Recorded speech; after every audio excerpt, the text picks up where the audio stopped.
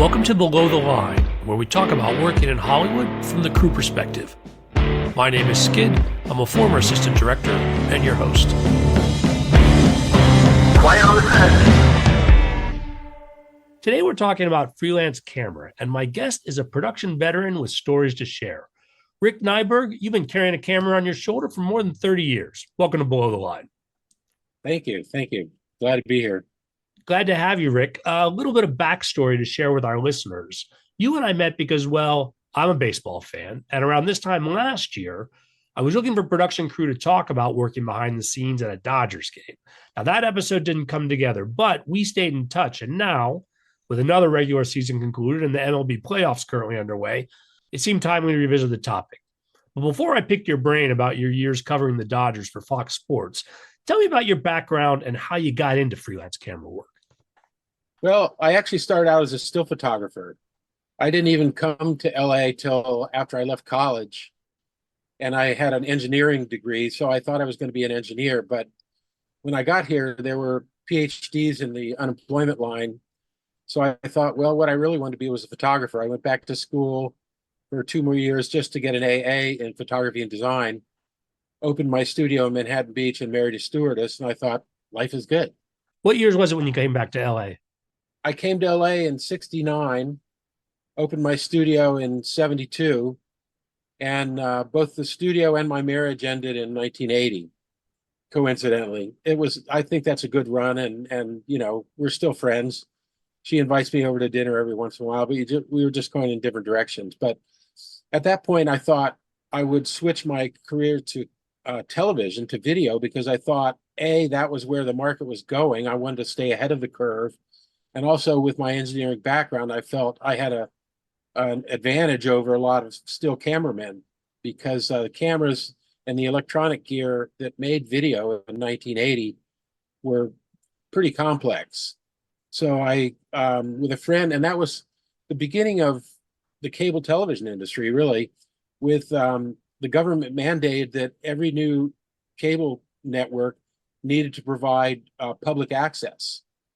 So there was a huge market of people who wanting to produce public access. And so a friend of mine and I built a studio in Hermosa Beach, and another friend who was kind of our sales guy went and found the clients. And this was really weird circumstances. Another friend of mine who was an airline pilot had built a complete 3-camera truck as a hobby and gave me the keys. He trusted me with the keys. So I put the studio together with a 3-camera truck, and we shot over 200 shows that first summer in between 1980 and 1982. We shot the pilot for Paul Rubens to do the Pee-wee's Playhouse. We shot 3 music videos that were on the air on MTV the first year. So yeah, that was kind of launched me. At least that was my hands-on training for video production, because I would do everything from camera to directing in the truck to editing. So that was the start. It took a few years after that to really get into professional video, into getting hired as a crew member. But, by the end of that decade, I certainly was, I was at ABC News.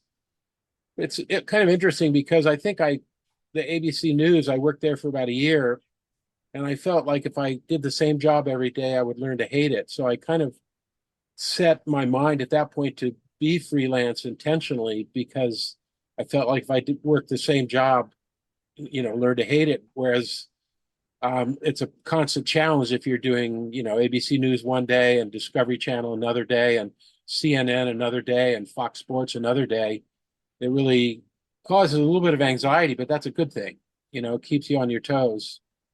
And so this is the 90s then that you're taking gigs wherever they are, and then have a variety of clients. Have you closed the studio at this point? Is freelance becoming like a full-time focus, or are you still balancing between these smaller customers and these larger gigs? The studio lease was up in 83, so we only had that studio for 3 years. And I couldn't get anyone to sign the lease to renew it. I even created a prospectus to kind of shop it to get some investors, and it didn't really succeed, but like I say, it was a great education. I'm still friends with all those people anyway. And at this point, then, as you mentioned, you're doing ABC News. What kind of other gigs would be, I don't know, a move up the ladder, or what sort of opportunities were there in this? Are we mid 90s, late 90s now? Mid 90s, I guess. Yeah. Because I didn't start at ABC News till 99. So there was a long time in there of just picking up freelance jobs. I found a niche with companies that owned gear and needed a crew. There was one company called Televitics, which oddly was started by a Chevrolet dealer because they spent so much money filming their commercials. They figured they'd build their own production company in-house, and then it would go around and do other jobs. I mean, we did the Christmas parade in Whittier or whatever, some city Christmas Day parade. We did some shoots at actually earlier than that, mid 90s.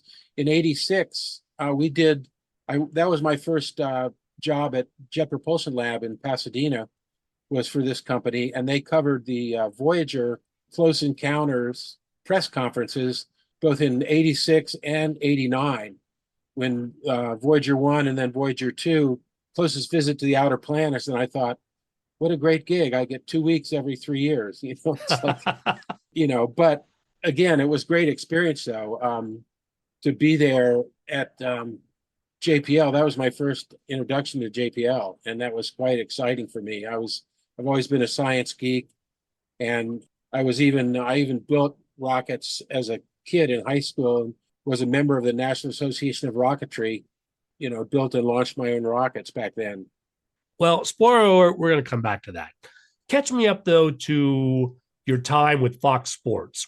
If I'm correct, started around 2000. Where was that introduction, and what was it like working with that team? I think my connection with Fox Sports really came around because, as I said, I found a niche where I would be friends with people that owned a lot of gear.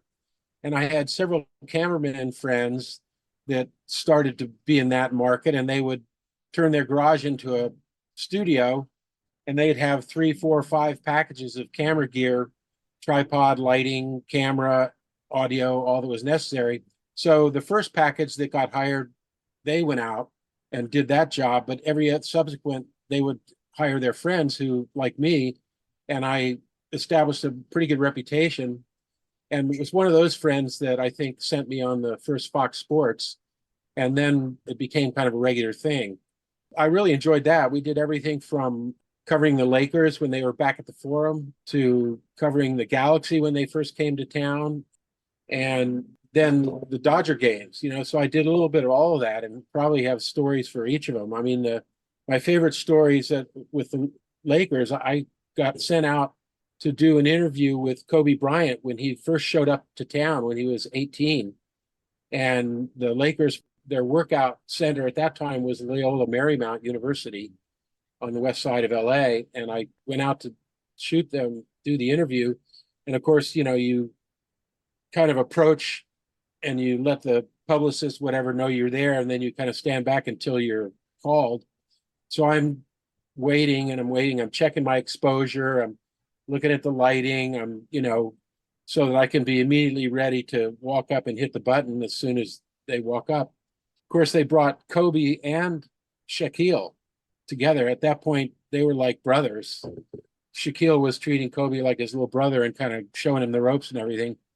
So when they first walked up, I had no idea how tall Shaquille was. And, I tilted my camera up to include him in the shot, and I'm shooting right into the skylights in the ceiling. And it's like, my shot is ruined before I've even started. So I was not ready to push that button. And that stuck with me for a long time.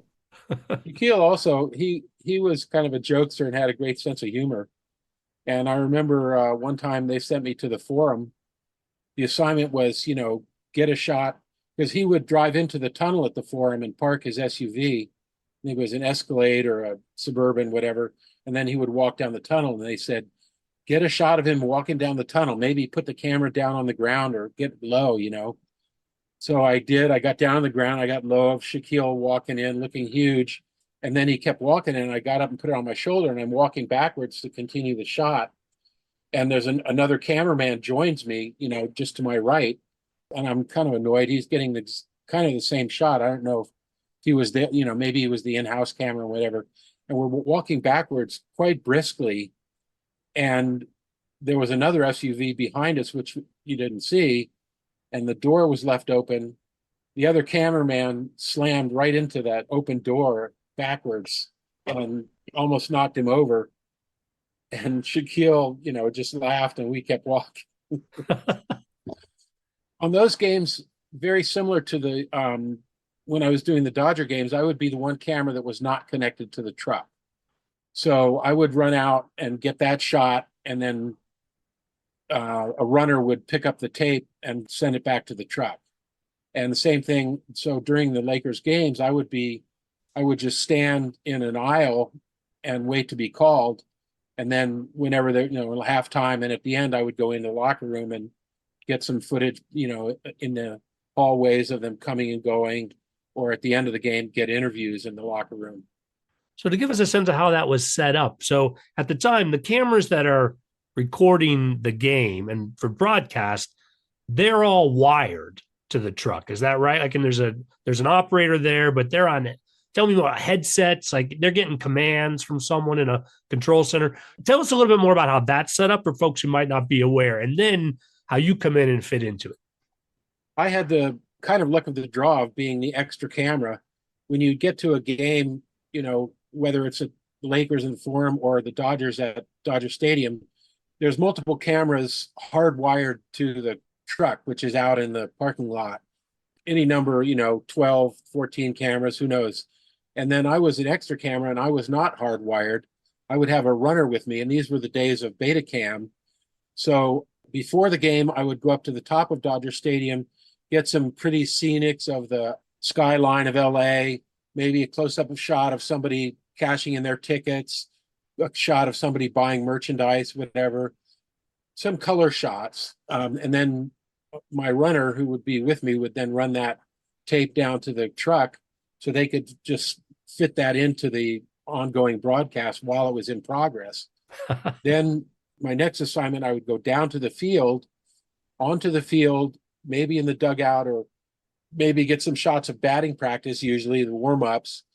And usually there was, a couple players that were the hot topic of the day, and the manager would be there, hopefully. So we would get an interview with the manager and or whoever was the hot topic players of the day, what was the subject matter. And again, the runner would then run that tape back up. And it was an ongoing process while the broadcast has already started. All the pregame broadcast has already started, and they would feed my shots into the broadcast just as if it were a connected camera. Once the game started, though, my job was kind of done, and I would go sit up in the press box, watch the game from the press box, and I would stand by with my camera. And I think in those days we were probably on a pager because there weren't cell phones like now. So they would page me and I would, call the truck or run down to the truck. And then all things being normal, after I watched the game from the press box and had a nice lunch or dinner, then I would maybe middle of the eighth, end of the eighth inning, go down and wait outside the locker room. And a producer would usually come with me or meet me there. We'd go into the locker room after the game. And again, whatever was the topic of the day, we would get quick interviews, and a runner again would run it back to the truck and get it into the broadcast before the broadcast ended. So it was really fun for me. And, again, keeps you on your toes. You've got to be paying attention at all times. And I got to enjoy the games. Now, you talked earlier about you thought that if you had be at ABC every day doing the same thing, you might have gotten sick of it. In this environment behind the scenes, like with the baseball game, is it mostly fans, or do folks become jaded about the game as well? Not just maybe you as a freelance, it breaks it up, but also the crews that were working this day in and day out. That's a good question. I don't think I really saw anyone that got jaded. Everyone that I worked with seemed to enjoy the assignment and enjoy the game as much as anyone else. It's never the same. Every game is different, and you might be down in the dugout when somebody has a bad day and kicks a whole box of candy across the dugout, or throws their glove across the room, or like I say, you got to pay attention and stay focused. And it's, yeah, never a dull moment.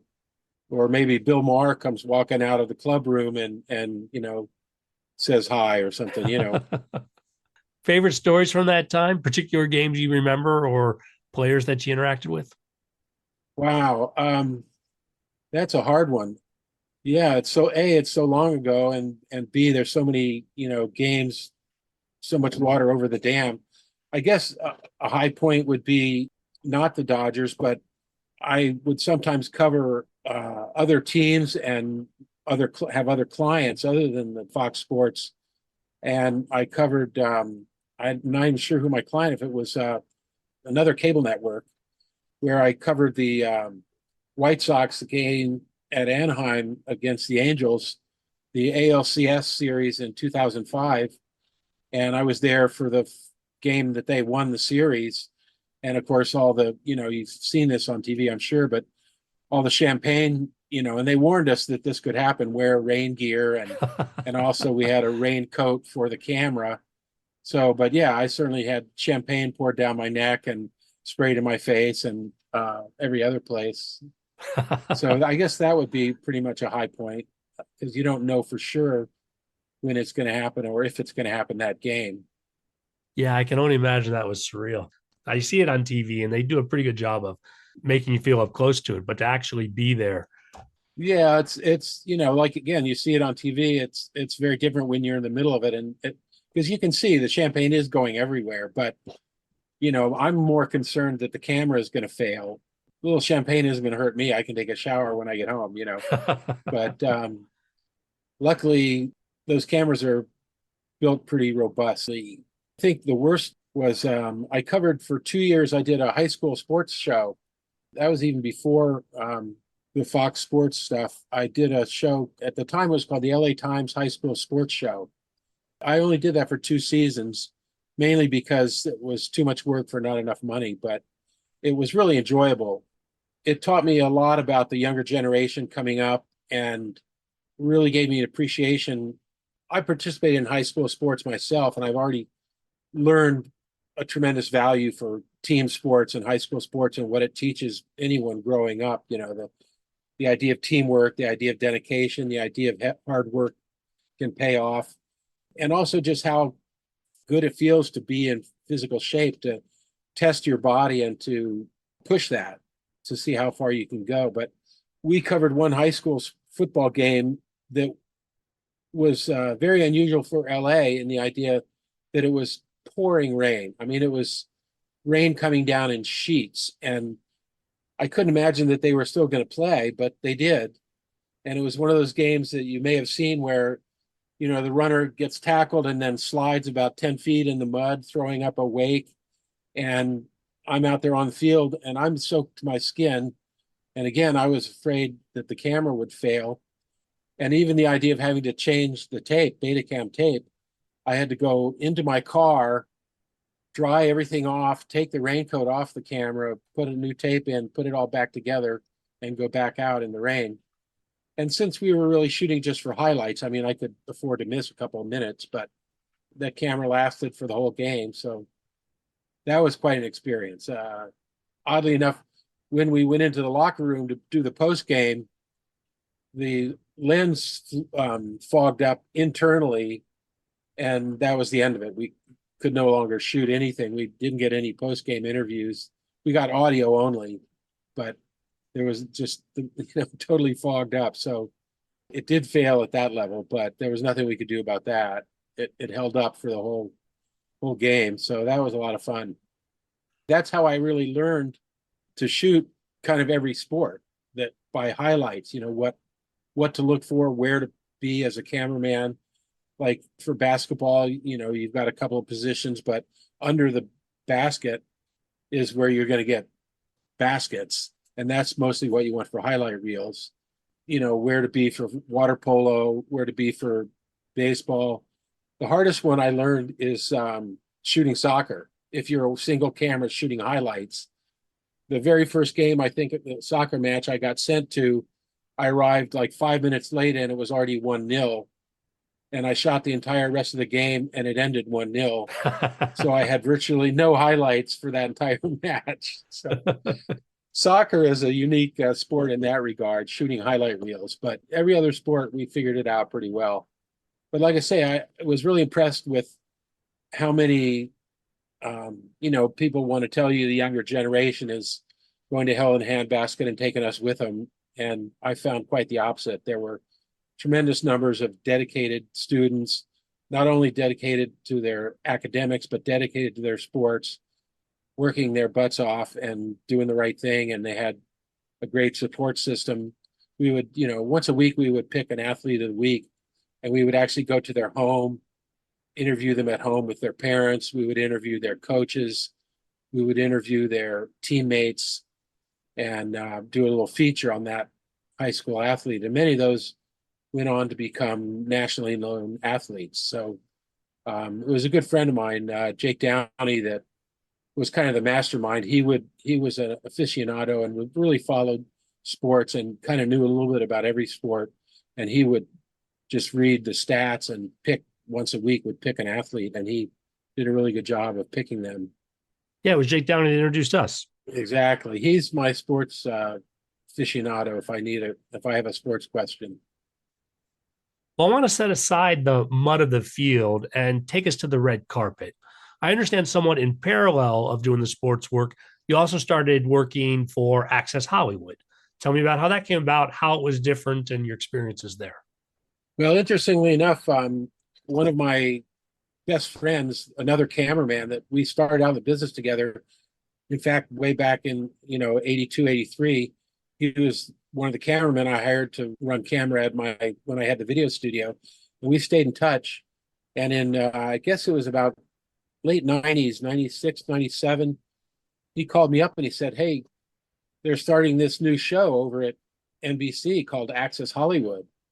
And I'm applying. You should come over and jump in here, And this was one of the stupid decisions I made.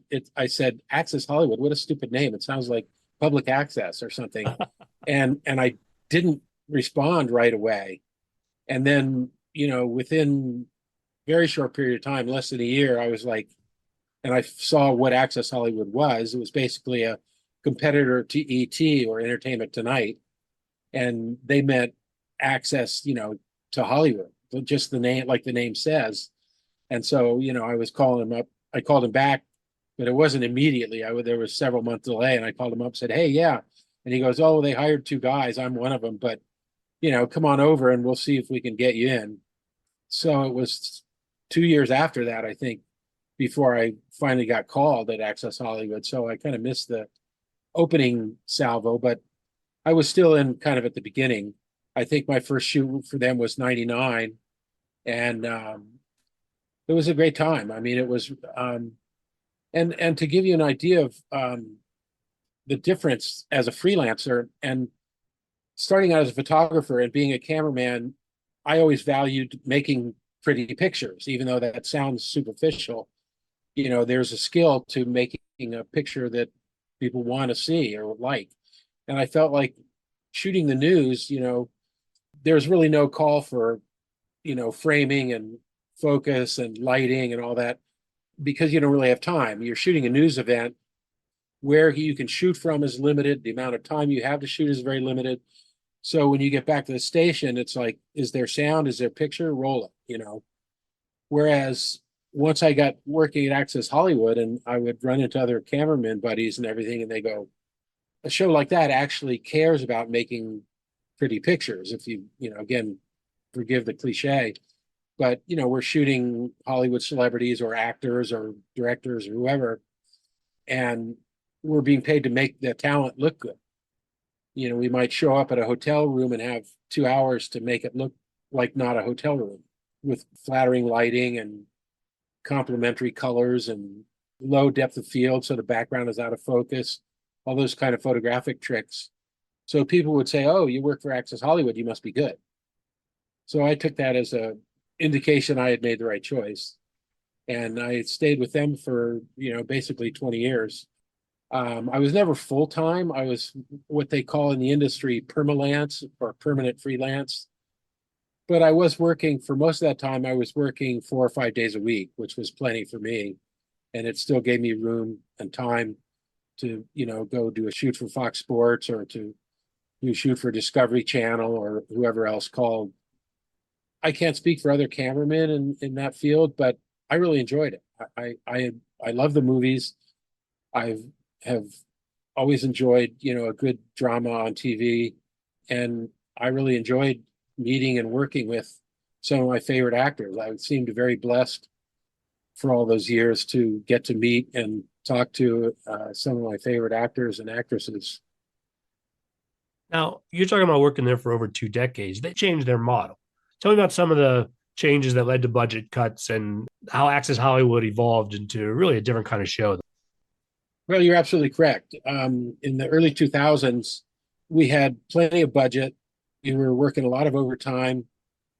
We were getting a lot of meal penalties because, as per union rules, if you work X amount of hours and don't get a meal break, that's a penalty that it's added on to the end of your day.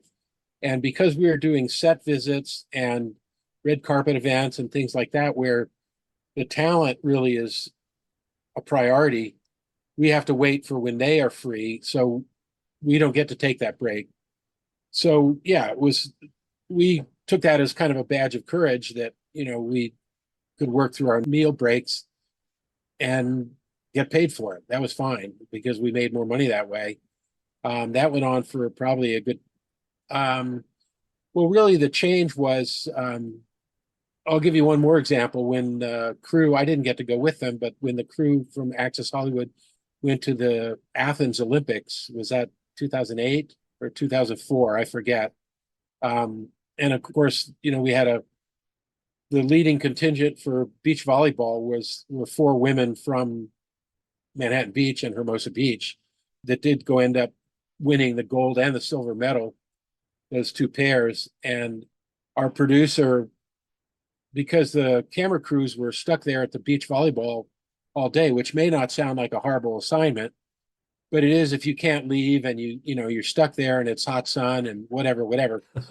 But the producer at the end of the day, bought a case of beer for the crew, and everybody loved that. And I heard that story, even though I wasn't there. Well, he got fired after coming back from the Athens Olympics for going over budget, whatever, because he was treating the crew really well.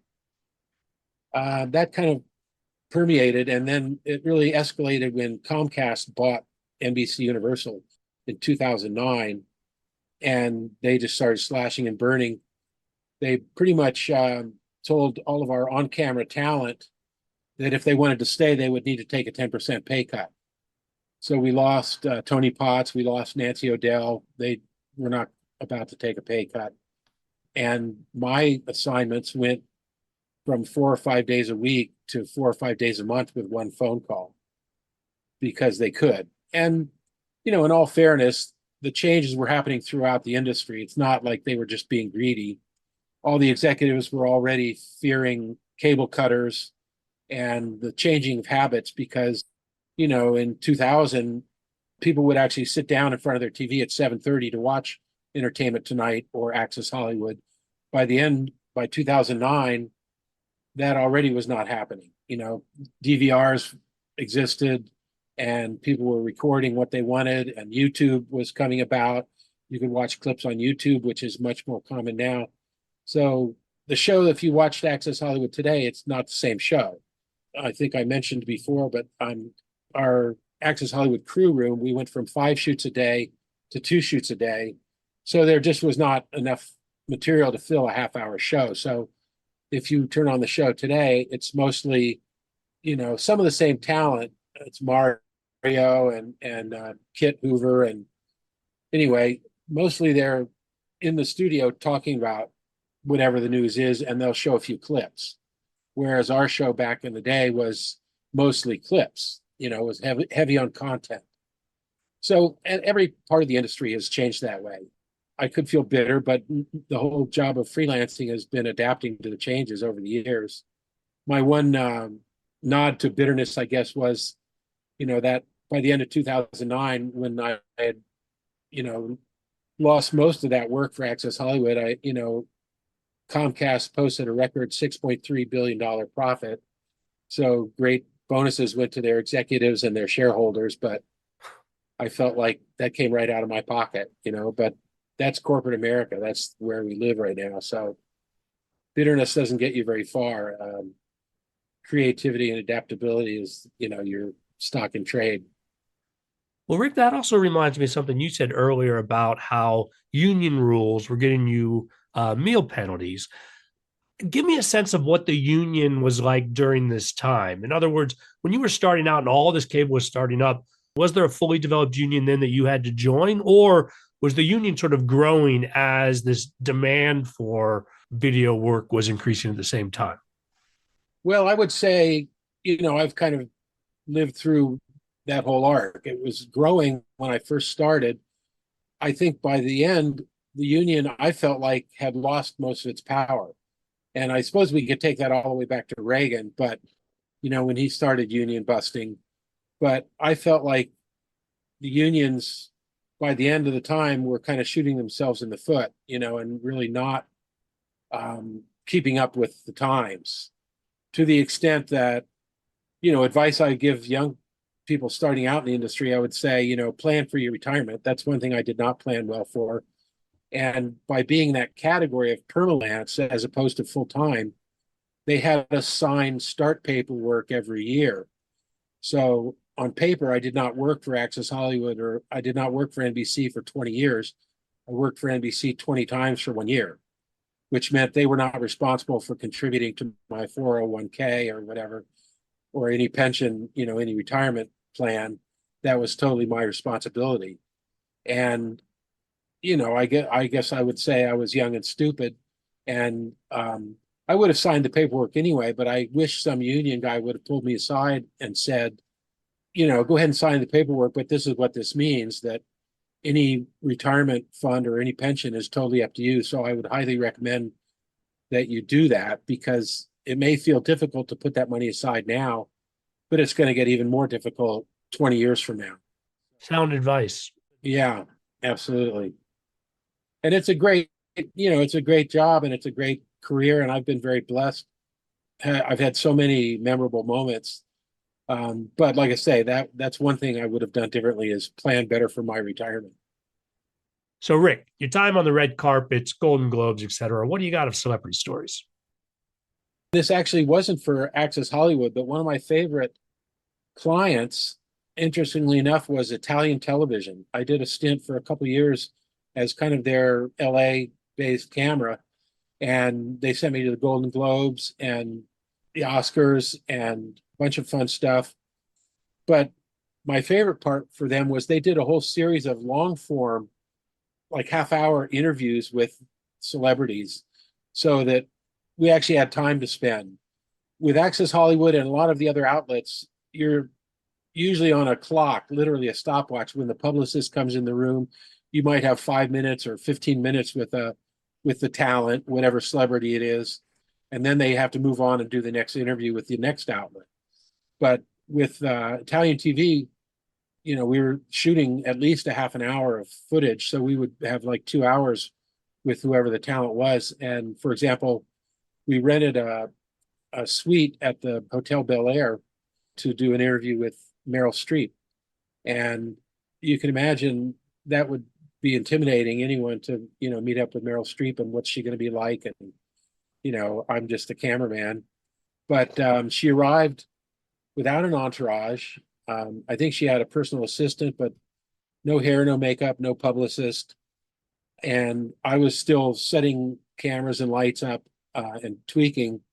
And I saw her kind of out of the corner of my eye walk in and, greet our host, the producer. And she kind of looked around the room to see who was doing what. And this was so old school.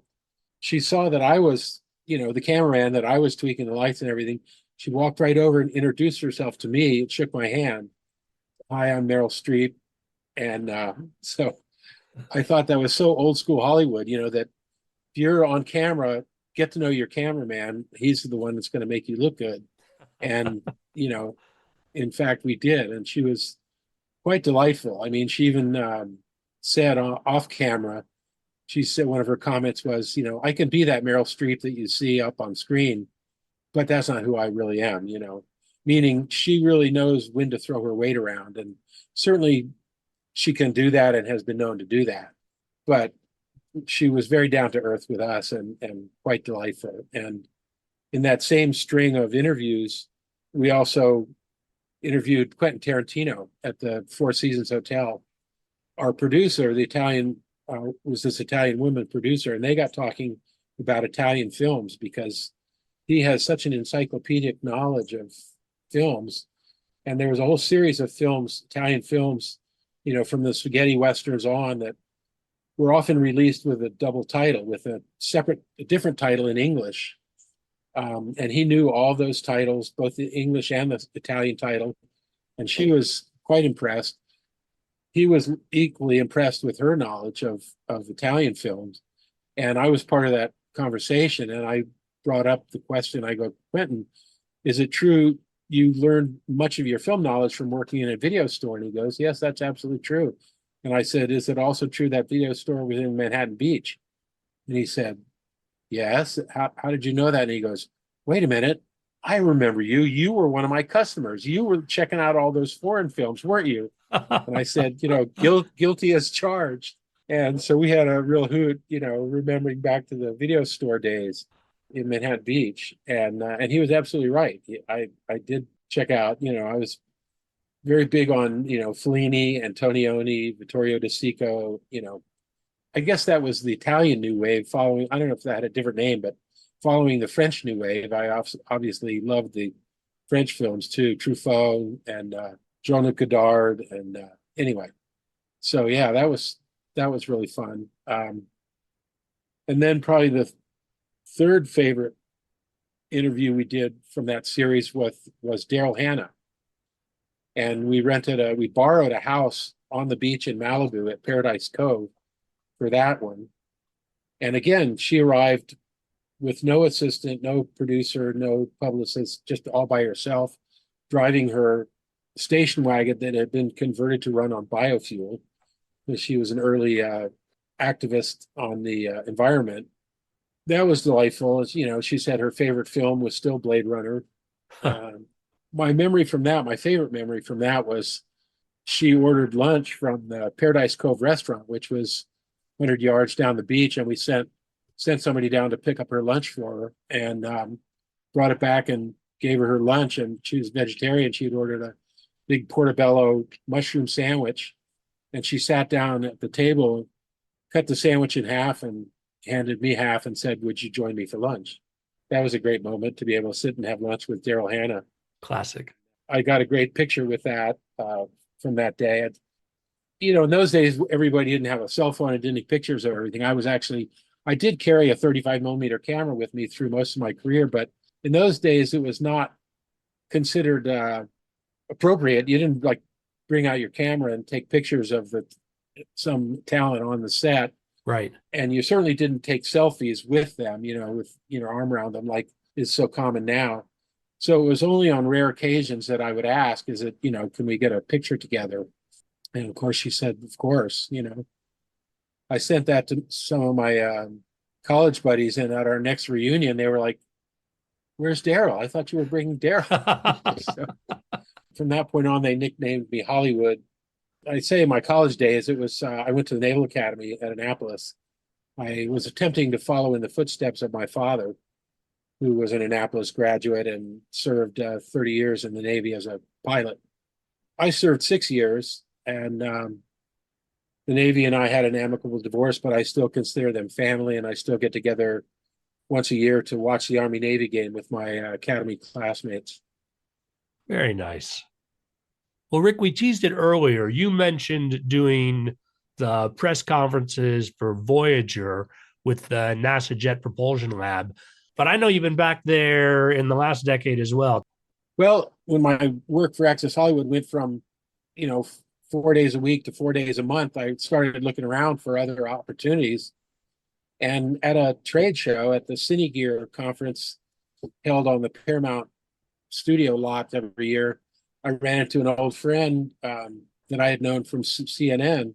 And I asked him, what was he doing? And he goes, "Oh, I'm over at JPL, Jet Propulsion Lab in Pasadena." And I said, "Oh, that's super exciting. I love that place. I've been over there several times and I told him about the Voyager project, and I'd been over there for Discovery Channel." And he said, "Well, would you be interested in working there? I think we have an opening coming up." I was like, "Absolutely." So, I went online and filled out the paperwork online, and sure enough, got hired there as again, a permalancer. They only call me when they need me, but I worked there for 12 years, starting in 2011. So I got to be in the control room when we landed the rover Curiosity on Mars. And that was definitely a career high point. It's quite an experience. I mean, hopefully people have seen that on TV when that happens. And, we're not rocket scientists, we're a TV crew, and we're actually kind of making a TV show about this. So we actually have a script, and we rehearsed that script like 3 times leading up to the actual landing. And it's based, we have a timeline of what the scientists expect to be happening over that period of time. And then we're trying to line up who are we going to interview, what's our most likely shot going to be. So we have kind of a, script just of how that's going to go down. We even ran one rehearsal with a computer anomaly as if we lost contact with the lander and weren't sure what had happened. So we felt pretty confident. But the one thing that we didn't rehearse, and you couldn't really rehearse, was when it actually happened and everything went perfectly according to plan, and that burst of emotion from the scientists, many of whom have spent 10 years or more on this project. This is like a major part of their scientific career. And that outpouring of emotion at that moment when that first image came back from the surface of Mars, where they all knew immediately this was a total success, everything has gone perfectly, that in fact they even did that great video, 7 Minutes of Terror, that kind of outlines all the things that have to go properly autonomously, because as the spacecraft is going through the atmosphere, they cannot talk to it because of the plasma wave that's around it prevents any radio signals. So it's totally autonomous from the time it enters the atmosphere until the time it touches down on the ground. And again, everything went perfectly, and just that burst of emotion was, you felt it through your whole body, and it's like, wow. So that was amazing. That was quite an event. I got to do that. I was handheld camera in the control room for that landing. And then I got to do the InSight landing, which was not a rover, it was a seismometer. That was in 2019, I believe. And we won an Emmy for that coverage, Emmy Award. And actually, prior to that, I don't know if you remember the Cassini mission, which was 20 years orbiting Saturn. When that mission came to its end, before the ship ran out of fuel to maneuver, they flew it into the atmosphere and burned it up so as not to contaminate the planet or any of its moons, which we hope to study later. Even though all the spacecraft go through a complete decontamination here on Earth before we launch them, that's 99.9% safe. There's a 0.01% that there's some microbial life on that spacecraft. So just to be absolutely certain, they burned it up in the atmosphere. And they were smart enough. JPL has been pretty smart about their public persona. They've had a robust television department and a robust social media department, because they realize without public engagement, they don't get their funding from Congress.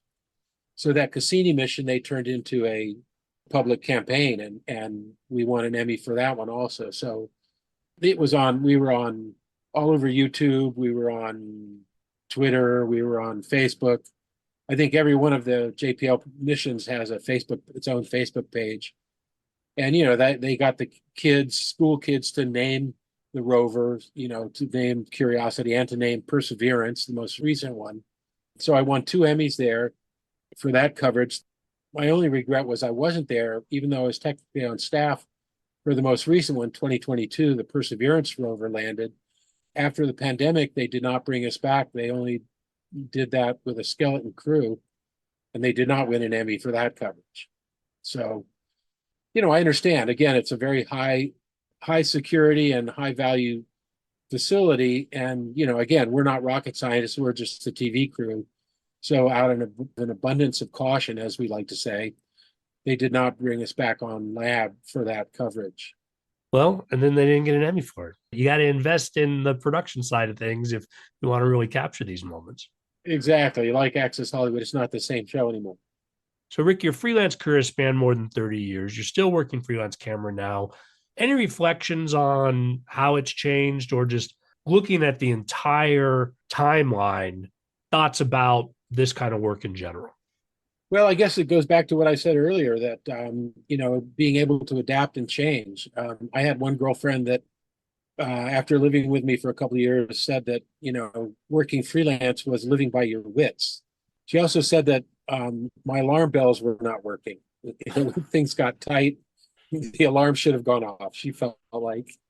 But every aspect has changed. The nature of the cameras. I started out shooting tube cameras and recording on 1 inch or 3/4 inch tape. And now they're, chip cameras, and they record on digital media, whether it's a card or a hard drive or a thumb drive or some sort of completely different media. So when I started, there was, in broadcast end of it, there was less than half a dozen cameras that were the standard, of the industry. And actually, most of them were all Betacam for many of those years.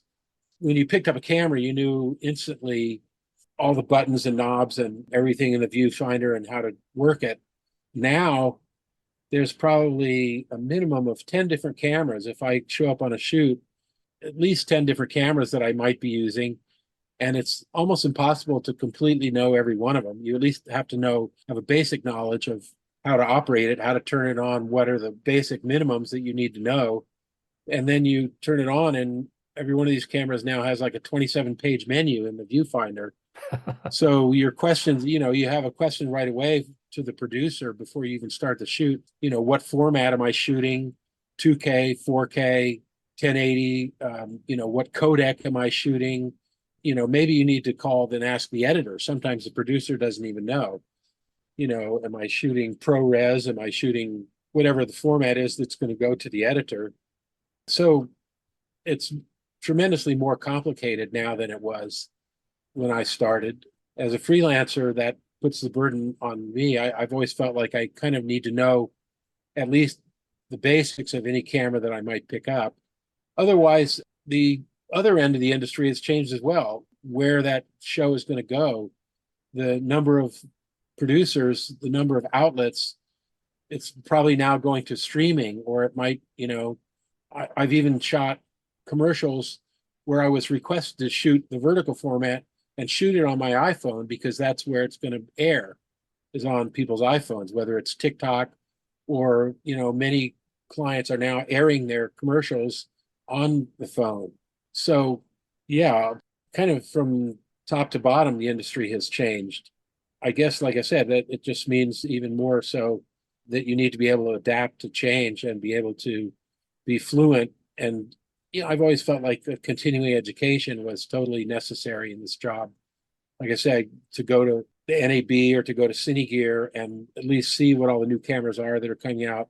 Lighting has dramatically changed. I mean, we were still using quartz lighting when I started, and then went to KinoFlow, fluorescent lighting. Now everything is LED, which is a dramatic improvement, that as far as power consumption, you don't need to plug into, blow somebody's fuse at their house. It can even be battery powered. You can be in and out in a couple hours and not even have to plug anything in. Your white balance is totally dialable, controllable from the light source. Doesn't heat up the room. So yeah, from cameras to lighting to audio, all the equipment has changed completely, and the shows and the outlets have changed completely. So yeah. And I think it's not just the television industry. You don't feel like any industry you talk to, they could have a similar story. Yeah, but Rick, I'm going to suggest all these changes in technology and, as you said, the formatting and where the audience is, I'm betting that that original desire of yours to create a pretty picture that got you started still serves you well. I would say yes. I think, my photography background served me well. Um, my specialty was sort of tabletop product photography and architecture and fashion. Those were my three areas of expertise. And in fact, I half jokingly had a sign on my studio wall that said, "No weddings, no babies, no pets." And, not to denigrate any of those are excellent specialties. I just felt like those were not my specialties. And I suggest you find someone who that is their specialty, because they're going to probably give you a better product. But yeah, framing, lighting, composition, all those things I did, I think, and the basic technical knowledge of how a lens works, how you control depth of field, the basics of exposure and shutter speed and all those things served me very well. And the other thing I would say is that I've always joked a little bit of OCD is a good thing in this business, because putting everything in its place and, when I would pick up gear versus when I would return it, clients learned that the gear was going to come back undamaged. Everything was put back the way I found it, that kind of stuff. Reliability, the concept I've heard frequently is a good portion of the job is just showing up, and being responsible and being on time, being reliable. But yeah, I'd like to think that my image making had a lot to do with that as well. I did get compliments frequently on making pretty pictures. Well, I'm going to compliment you on some great stories as well, Rick. I really appreciate you bringing them here today. On that note, we're going to call it a wrap. This was a lot of fun. Thank you. Yeah, absolutely. Listeners, I always appreciate your feedback. You'll find my contact info on our website, belowtheline1word.biz. That's B-I-Z. You'll also find past episodes and links to all our social media, so check it out. Rick, we're both pulling for the Dodgers, right? That's Shohei Ohtani. He's something else. Absolutely. I did go to high school in Northern California, and my grandfather, when he was still alive, used to take me to Giants games at Candlestick Park, and I got to see Willie Mays and McCovey and all the greats back in that era. So for many years, I consider myself a Giants fan, but I came to LA in '69. I've been here ever since, so I have to say I'm a Dodgers fan ever since that time. I couldn't give that up. So yeah, I'm definitely a Dodgers fan. And Dodger Stadium is such a magical place. I really love every opportunity to get up there and watch a game. For my Dodgers fans out there, I hope this is our year. Closing credits, thanks to Curtis Five for our music, John Wan for our logo, and to all of our listeners, I appreciate you. The Below the Line logo is available on t-shirts, mugs, and stickers at redbubble.com. Please rate us wherever you get your podcasts and tell your friends. Thanks again from Below the Line.